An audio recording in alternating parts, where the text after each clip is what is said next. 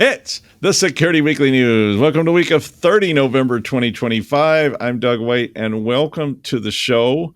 I hope you enjoyed all our special editions that we got out last week, and you had a nice day off. Or maybe it wasn't a day off, and you had to drive 10 hours to your Uncle Carl's house in Ogallala, Nebraska, and sleep on the floor of your cousin's room, which was kind of nasty because your dad was too cheap to get a room at the Holiday Inn down by the freeway. Yeah. Or maybe you had to cook for 35 people or something like that. I mean, that's like, my mother would have been like, oh, yeah, we had like 40 people over. Or maybe you weren't from the U.S. and you just don't really have any idea what I'm talking about. So, but on the next, today we got for you AI semantics, Calendly, GreyNoise, Teams, Schmaltz, India, Antigravity, Scada, Aaran Leyland, and more on this edition of the Security Weekly News. This is a Security Weekly production for security professionals by security professionals. Please visit securityweekly.com/subscribe to subscribe to all the shows on our network. We interrupt our program to bring you this important message. It's the show that keeps you up to date on the latest security news twice a week. Your trusted source for accurate security information and expert analysis. It's time for the Security Weekly News. Ransomware, supply chain attacks, 0 days, cyber threats don't wait, and neither should your defenses. With ThreatLocker, you're not just reacting to threats, you're stopping them before they start. Our zero trust endpoint protection locks down your environment with pinpoint control over what's allowed to run and what's not. No guesswork, no blind spots, just proactive, built for now security that keeps your business moving. Want to see how a true default deny strategy works? Head over to securityweekly.com/threatlocker and take the first step towards shutting the door on threats before they even knock. Ever feel like your network infrastructure is stuck in the past? Meet Meter, the company reimagining what it means to get and stay online. Meter delivers full-stack networking, wired, wireless, and cellular, all in one seamless, scalable, and secure solution. From hardware design and firmware to software, deployment, and support, Meter streamlines every part of your network while giving you all the control and transparency you need. Whether you're managing a branch office, retail stores, or a massive data center, Meter gives you performance, reliability, and the visibility you need to stay in control. Thanks to Meter for sponsoring. Go to securityweekly.com/meter to book a demo now.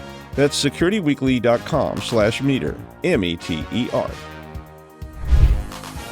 All right, I'm Doug White, and it's the Security Weekly News. Hit that like and subscribe, and maybe leave a comment, or it's a winter storm, and you're in D.C., and your flights were just canceled, and Amtrak is sold out, and there's no flights at all, and you decide that if you just rented a car, you could drive home, but that ends up taking like 16 hours or more, so, so just do what we say. Everything's easier that way. GreyNoise launched a tool called GreyNoise. Actually, it's called GreyNoise IP Check, and it lets users check to see if their IP is part of a botnet. So GreyNoise, if you aren't familiar with them, has a global sensor network, and they basically run honeypots and basically sniff the whole web all at once. I can't imagine what that might smell like, but they can basically and focus on observing malicious scanning and other, attack development and denial of service and all this kind of stuff. But they can also see what IPs are being used for malicious scanning. Now, I decided I will go there so you don't have to, or you can go there. And I went to the website, and it said that my IP had not been observed in scanning the internet or contained in the Common Business Services data set.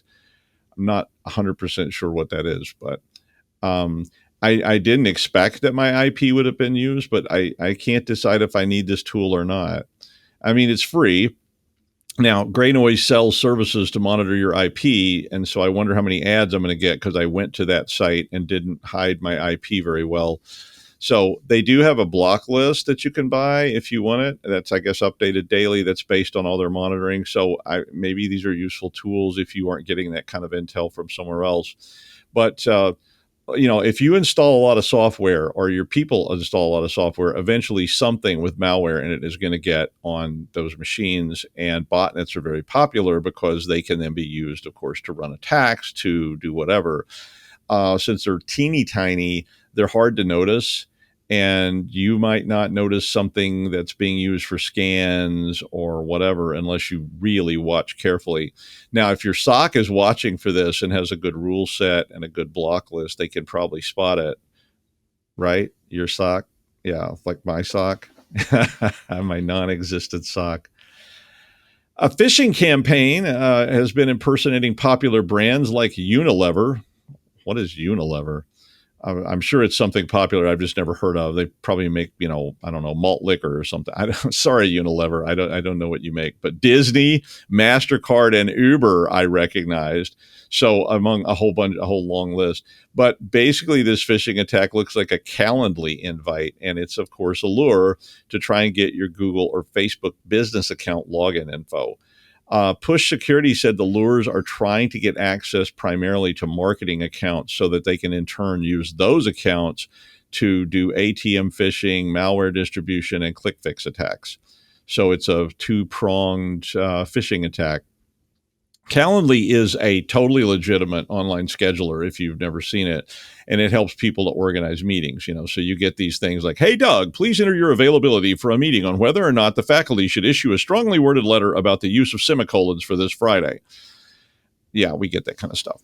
And then I can immediately go in and I usually filter all these invitations, so I probably won't get phished. I'm just like, nope. I mean, I only go to meetings if there's going to be free food, free drinks, or both. And even then, don't give me no potluck brown bag opportunities. I always get those things, like, would you like to come to a brown bag lunch to discuss semicolons? No, thank you. But, if I want a stale egg salad sandwich, I could just steal one of those from the break room, right? And I mean, so if you want me to come, you best be ordering out, like latkes cooked in Schmaltz or something. And then I'm there with an open bar. Absolutely. I'll be happy to be part of it. But brown bag networking opportunities, I could just stay here and invite a couple of hobos from down on the tracks end.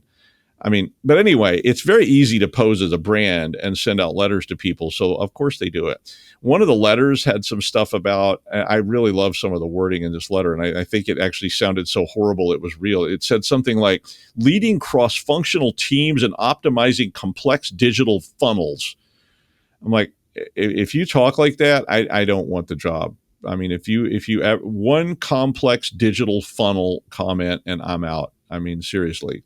But a lot of people are looking for jobs. I probably will be too, pretty soon. But if you need a job and you're sitting there going, I need anything, you might be tempted to click on these.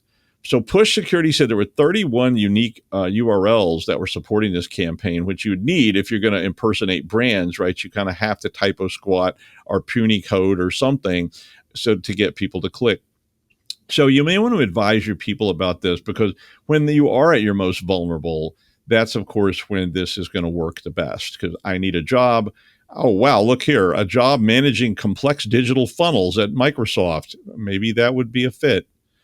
Yeah, I don't even know what that even means, but I don't want to manage any complex digital funnels. Thank you very much.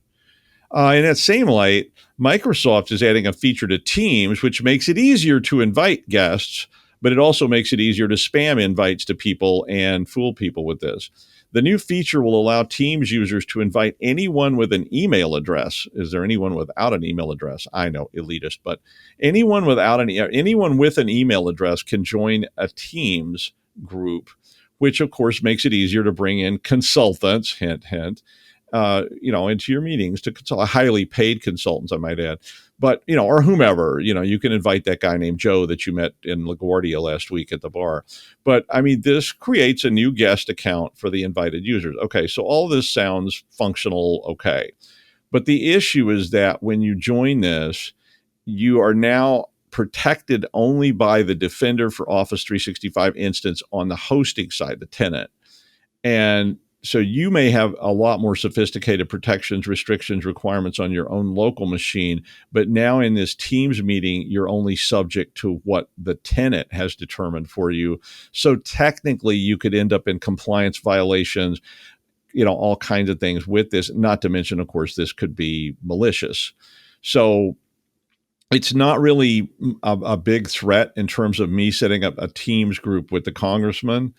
But an attacker could technically create new tenant instances that have very poor security, send out legitimate Teams email requests from this tenant, and that would look okay to you, but they may not have any kind of security that you're used to.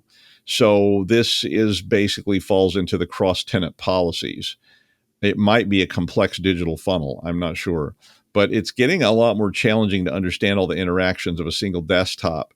But if Willie Loman is meeting with Shelley Levine and they're sharing files, there could be potential compliance issues because Shelley says, my system doesn't allow me to share files I'm not supposed to share. But when you're in this Teams meeting, you can. And so when Willie gets a job offer from Richard Roma and tunes into a bad team session, it may be possible for all kinds of bad things to actually happen. And maybe Richard Roma isn't actually Richard Roma and you don't know what's going on. So you may want to remind your users about cross-tenant compliance and that they are responsible for the compliance rules that are imposed on them by you, even if they're in a different situation. So this is like don't take these files off site and be reading them in a bar in an airport kind of thing. Or, when Bill Gates is offering you a job, it may not be real and they're just trying to get you into a team session. Or maybe you just missed out on a really good job working for good old Bill. But, so develop strategies to deal with these and validate these externals before you accept invitations, even if you really need some new sales leads. Does anybody get jokes about Glengarry Glen Ross and the death of a salesman combined? Maybe. I don't know. I hope so.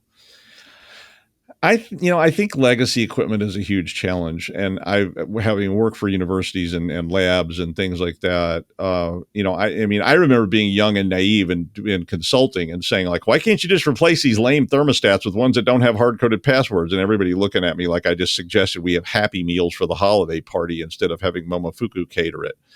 But it's really important that you understand, not just your current threat surface, but all the older equipment that you may have, especially in infrastructure. And some of it may not be just replaceable. Like we may not be able to buy a new, MRI machine, even though it's got known flaws. Now, when it was seen by Sonic Wall that a state-sponsored group was targeting their Sonic Wall systems, GreyNoise again said that attacks on Cisco, Palo Alto, and Fortinet were all part of a coordinated campaign to target aging infrastructure, unpatched equipment. Firemon said in their study that 60% of enterprise firewalls failed high severity compliance checks and 34% failed at critical levels. So I get it, right? I mean, you have hundreds of pieces of infrastructure equipment and that old PIX firewall in the engineering building, that PIX firewall is like that egg salad sandwich in the break room that turned black and then green and then really kind of an interesting shade of orange. And, PIX is old, real old, and it hasn't been updated or patched since long before the egg salad sandwich was just a twinkle in a chicken's eye. So it's always a good time to update your inventory docs and review them and try to identify specific threats and how are you mitigating that? Are there outward-facing console ports, management websites, and all that kind of stuff that should never have been on the internet? And that poor old PIX from 2002 is just sitting there at the bottom of a well, making sure that radioactive water pump is running properly, and it gets compromised by a 12-year-old from Sea Caucus, or maybe a nation state who might be as competent as a 12-year-old from Sea Caucus. But you need to harden these things. You need to mitigate, you need to isolate them and ensure that all your consoles and your management interfaces are not outward facing and they're in private VLANs. They require VPN access and they use multi-factor and still don't trust anyone. I mean, think about it. I was thinking about just how dangerous AI tools are going to get yesterday when I was kind of wishing that Claude could see my screen. And then I was thinking, wow, that sounds dangerous. I mean, like, what if Claude could access my whole system? Like, and I mean, I was like, Claude, can you find a file I created for a class back in 2018? You're going to have to look at the internal, and then all of a sudden you turn this thing loose, right?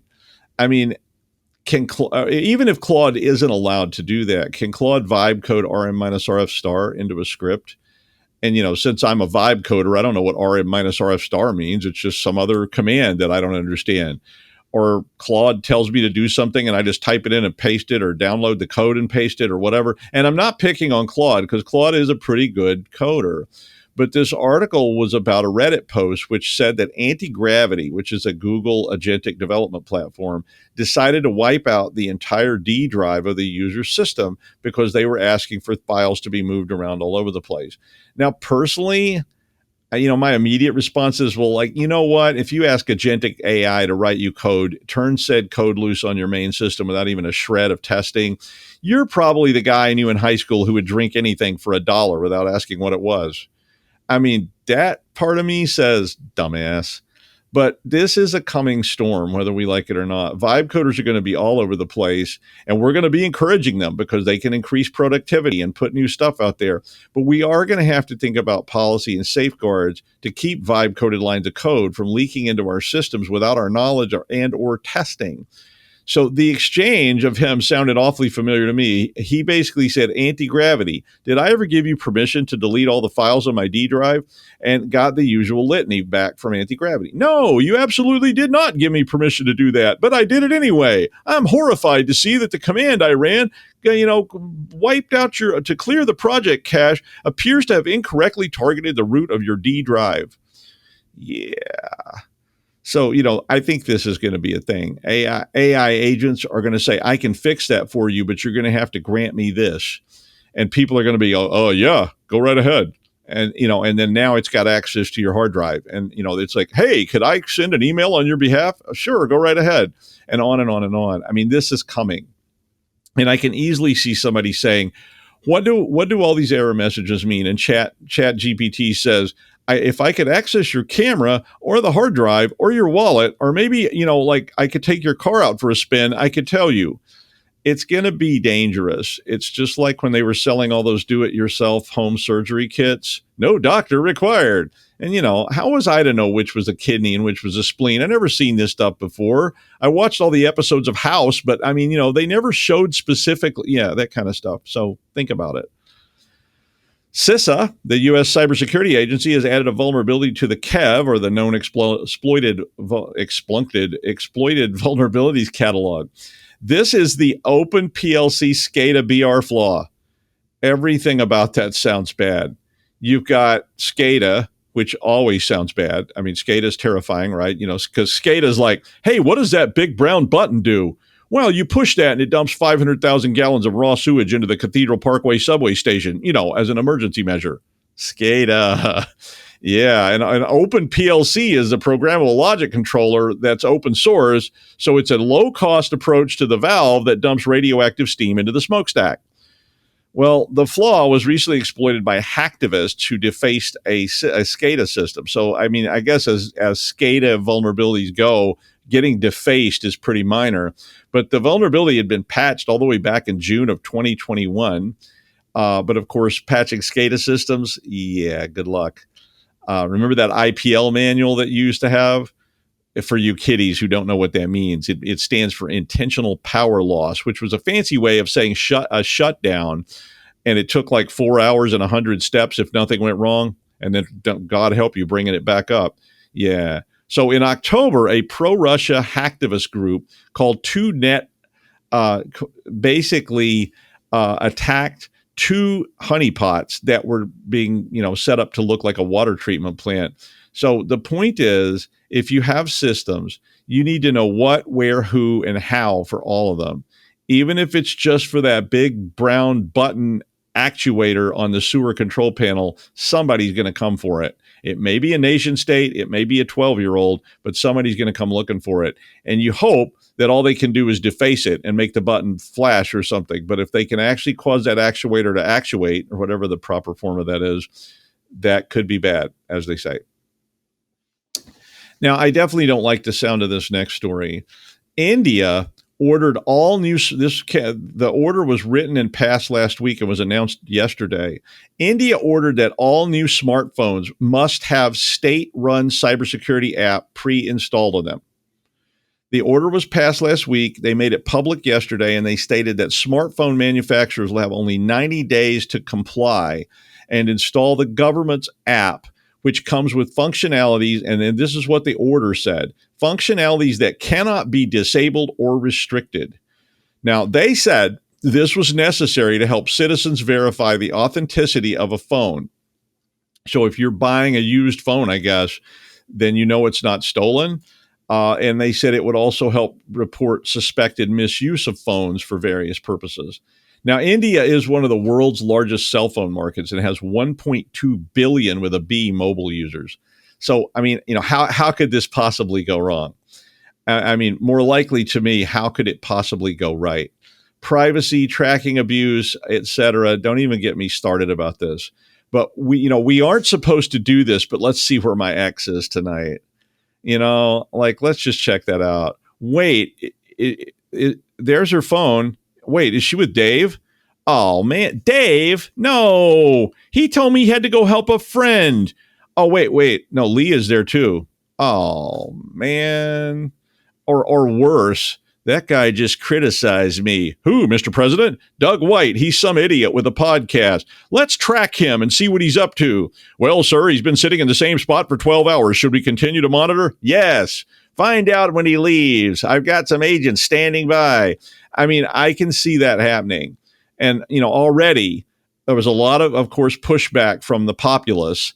India has already stated in a tweet or an X or whatever you call it now, that if you don't want it, you can delete the app at any time, despite the law saying just the opposite in the policy.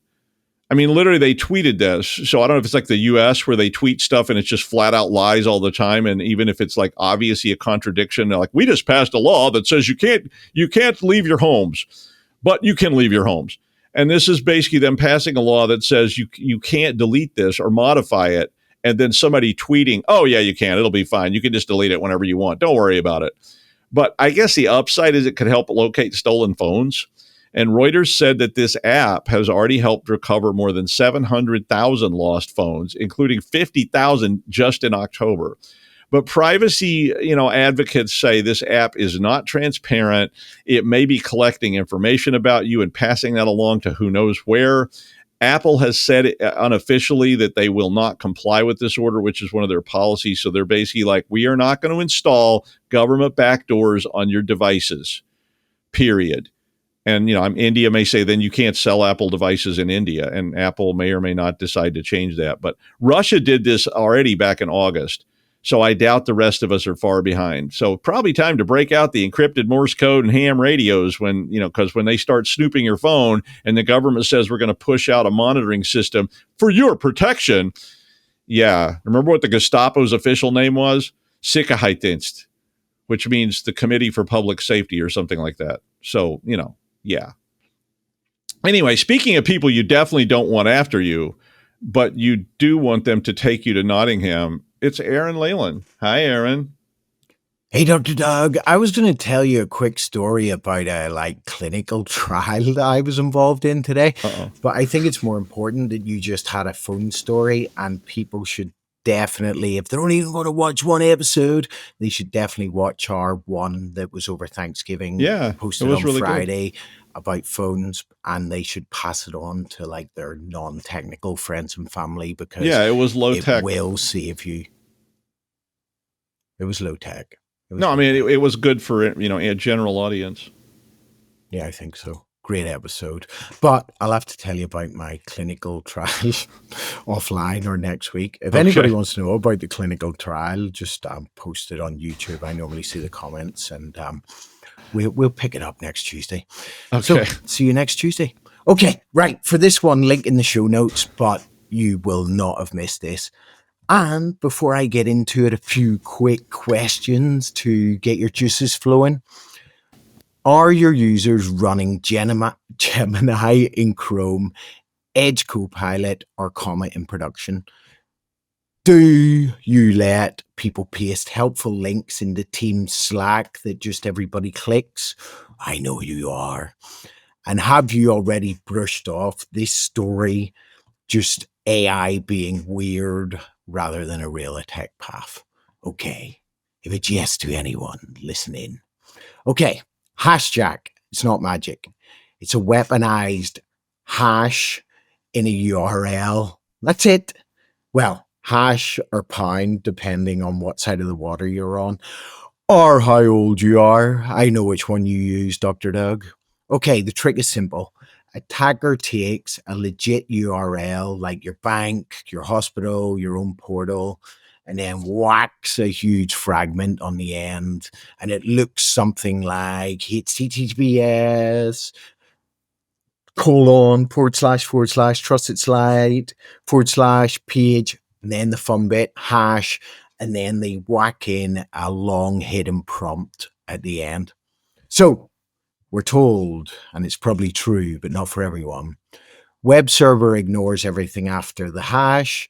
Your logs don't see it. Your proxy doesn't see it. The page loads fine, but the AI assistant in the browser does see it and happily feeds that fragment into the model as page context. So that's the whole attack. The AI thinks it's reading the page. It's actually reading the attacker. No site compromise, no sketchy domain. Padlock is there. That's not how you do a padlock sign. I have no idea. Someone help. Content looks clean. The only thing poisoned is the AI that's helping. There's some air quotes there for anybody watching YouTube. So then it only needs one more step. User clicks the link, then asks the AI something, and then that's when the fragment instructions fire. So Cato, it's all about Cato. Hi, Cato. So Cato's team showed more than enough to take seriously. And here are the cool examples. Cool examples, man. Callback phishing. On a real bank site, the AI suddenly helpfully tells you to call security support on an attacker number or click a fake WhatsApp, Telegram chat. User thinks they're talking to the bank. They're not. Silent exfil in... I really struggle with this word, and Doug said it so many times, and I just can't say it. Agentic. Agentic. Okay. Agentic. Is that it? Browsers. Okay.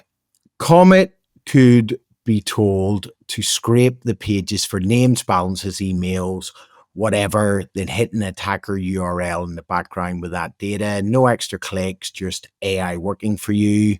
Fake news. It's everywhere. Fake guidance. Ask what's moving the market, and the AI injects made-up stock tip. Worse still, or on a medical site, it invents a new safer dose. Page is clean. The AI is lying on command. It doesn't even need commands to lie when I put in my super prompts. Malware install bad commands. On a tech help page, the AI walks the user through running commands, opening ports, pulling diagnostic tools that are just malware. Credential theft, they're all in there today. It's like init 1, 2, 3, 4.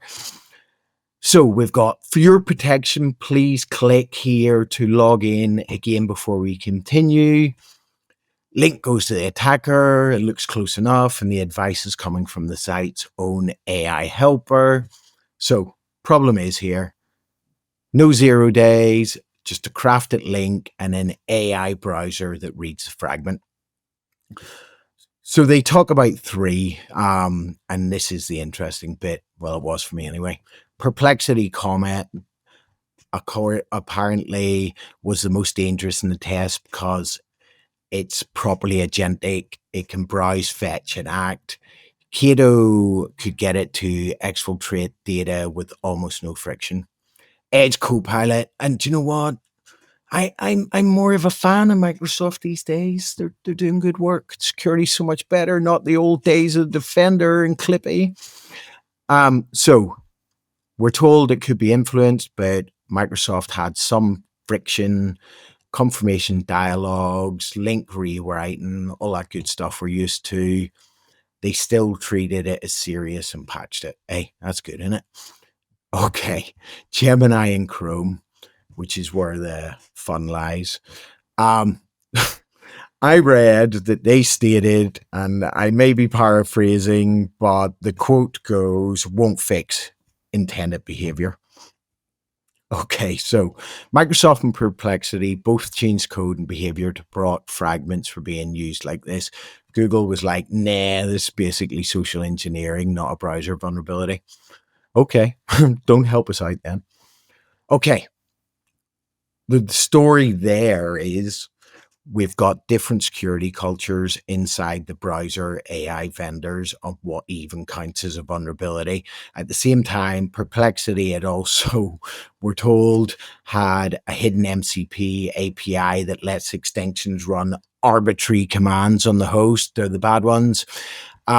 Literally AI features walking around what is possibly decades of browser sandboxing to make agents more powerful. So in the space of weeks, what we learned, AI browsers are opening up whole new attack surface fast. Some browsers still think UX risk, not security risk. Okay, what can we do? Not a big 10-point like enable MFA and train users, because I've told you all that before, and these are all too smart from that, and you actually know about that. Actual, actionable, and some of these are from research today, and I think are really good ideas. Decide your AI browser stance. In enterprises, default should be AI browser assistants are off or heavily restricted. I'd go for off, and unless you have a really good cost business analysis enabling business reason. If you allow them, pick the ones that don't ingest fragments at all and that have clear guardrails. But these guardrails are open and people unloosen bolts and climb through. But anyway, treat your long URL fragments as hostile input. Mail gateways, proxies, chat filters, flag or rewrite links with huge or weird hash fragments, especially to trusted domains. Update your phishing and awareness content. Look, AI browsers can be clicked, tell users about it. Like, find out what they can do, tell users about it. If you're building AI features, really look into this. Do not shove raw URL fragments, hidden fields, and all that good stuff into it. And really, we all know about SQL injection. Treat model prompt injection properly. It's not UX feedback. Red teams, get amongst this and start red teaming on it. And when it proves that you can do it, then people might turn off the risky features. Okay, big picture, because you over there like everything big, especially in Texas. This is the first clean packaged example of indirect prompt injection that rides only on a hash and user trust in AI. Looking at the forums, the blogs, and my favorite place to hate, LinkedIn this week. How many more? And this is what they're all saying, especially Marcus. I love talking about Marcus at the minute. He's so live on LinkedIn. How many more intended behaviors like this are we sitting on in browsers and plugins and internal AI tools that we won't treat as vulnerabilities until, look, this bad, until someone dies from bad medical advice or someone moves a market with fake AI. It's like people are just moving markets through deep fakes and talking, but what if it comes from a trusted site? Okay, let's not wait for Google to change its mind because, do no harm. Treat hashtag style attacks as live today. Lock down AI in browsers. Strip your junk from URLs and assume any AI that reads untrusted context can be turned against you. Peace out, party people, and you might get the story next week.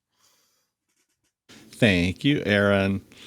Yeah, and I had a similar story about this that's from a little different direction. I don't think this is as serious as what you're talking about, but a paper from MIT, Northeastern, and Meta, all places that would never hire me anyway, but they released a paper saying that LLMs like ChatGPT may sometimes prioritize sentence structure over meaning when answering questions.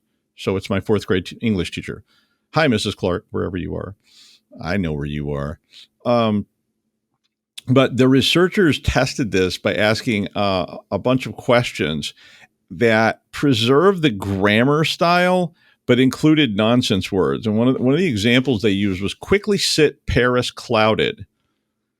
And I think what and the model answered France because it was basically picking words out of this and assuming that when somebody asked about Paris, they wanted to know that it was in France, I guess. I mean, I don't know. When people mumble things at me in class, I often respond with Paris or, I don't know, a chicken, spiky Norman. But anyway, they built a really nice experiment design, which I did like. And they trained a model.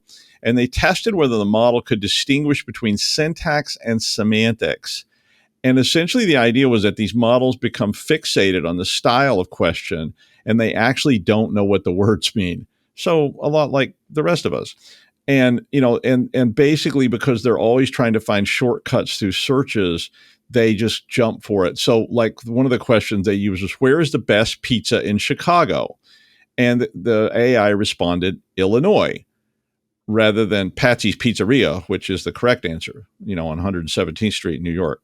Yeah, if I want salad on a hot dog, guys, I'll head to Chicago. Otherwise, yeah, no, I'm sorry. I love Chicago, really.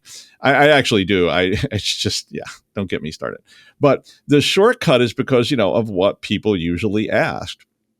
It's like that board ticket agent that just stands there inside the gate and says, inside to the right, inside to the right, inside to the right.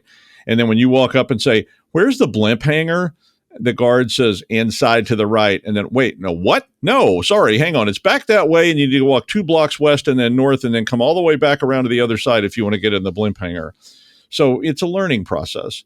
I mean, when you were in the 4th grade, could you make a vieux carré with one hand while talking to a drunk guy ordering a Narragansett Light? I doubt it. Or maybe you really had a serious 4th grade class, or you lived in New Orleans. I'm not sure. But it is a learning process. So I don't know. Who knows? Probably Terminators are going to be all over the place soon shouting, I love a parade, I love a parade, I love a parade, while they're turning everybody into little bitty piles of ash. So be careful out there. And that is the news. Thank you for joining us. Thank you, Aaron. And thanks to all the rest of you. And I will see you next time on the Security Weekly News.